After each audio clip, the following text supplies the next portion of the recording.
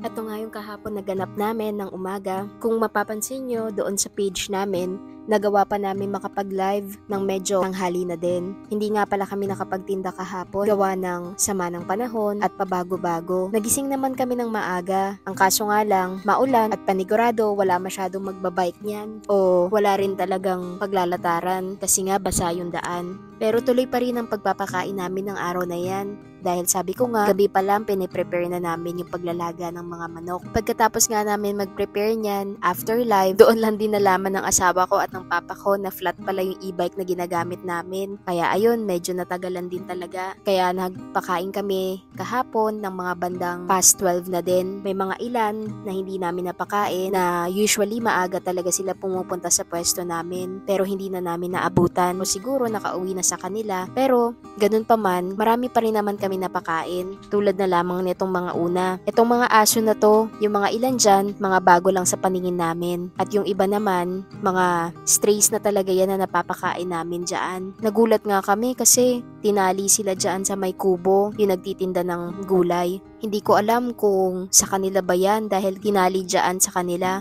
Ginawang bantay. Medyo nababother nga kami dahil paano na lang kapag 31 at nagputukan na. Kahit gusto nila tumakbo, hindi sila makakatakbo. Kaya nagbabala kami na baka bukas balikan namin sila para magawang mapakain. Itong isa nga awang-awa kami dahil halatang halata na may sakit siya sa balat. At kung mapapansin nyo, para siyang beagle. Kasi mahaba ang tenga niya. At ito namang isa, nandoon sa may dulo, mga ginawang bantay ng tindahan kahit na hindi naman dapat. Mabuti sana kung napapakain sila ng maayos, ang kaso hindi Ang kaso wala rin naman kami magawa ng araw na yan dahil wala kami pwedeng makausap para maitanong kung sa kanila ba talaga yan. At ito naman mga sumunod na pinakain namin, doon sa may bandang dulo, nadaanan namin sila, kaya ginawa namin pinakain na rin namin sila. Itong isa nga doon naman yan sa kabilang tawid. Nakita niya na pinapakain namin yung isa kaya lumapit na rin siya. Tuwan-tuwa nga ako dahil pagkatapos namin siya pakainin, ay nako, hayahay na ang buhay, nakatambay na lang, nagpapalamig. At ayan nga, nung paalis na kami, nagbabay na ako sa kanya niyan. Pero busog na yan siya.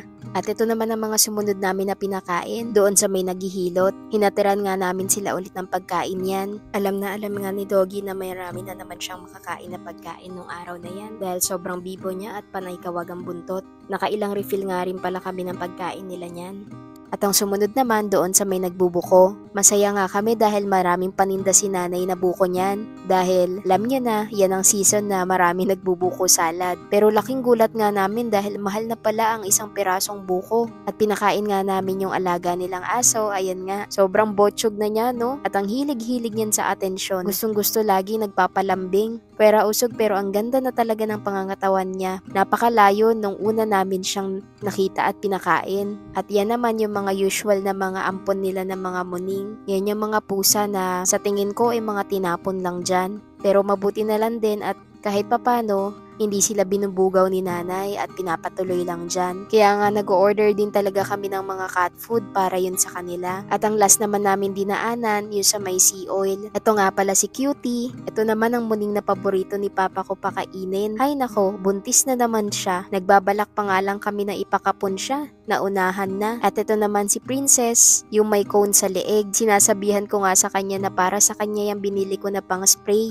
At sana may improvement na. At tinuruan ko na nga rin yung owner niya kung paano yan si spray sa kanya. Sana next week kahit papano meron ng improvement sa balat niya. May mga bagong aso nga rin pala dito sa may sea oil. At ito naman yung kulay itim, si Chiki yan. Pasensya na kayo kung hindi namin nakunan si Pogi. Saglit lang din kasi siya kumain at medyo matamlay. At ito na naman po yung serye ng pagpapakain namin sa mga stray dogs and cats. Salamat po sa pagsuporta at lagi yung panonood ng videos namin. Please like, follow, and share. Salamat!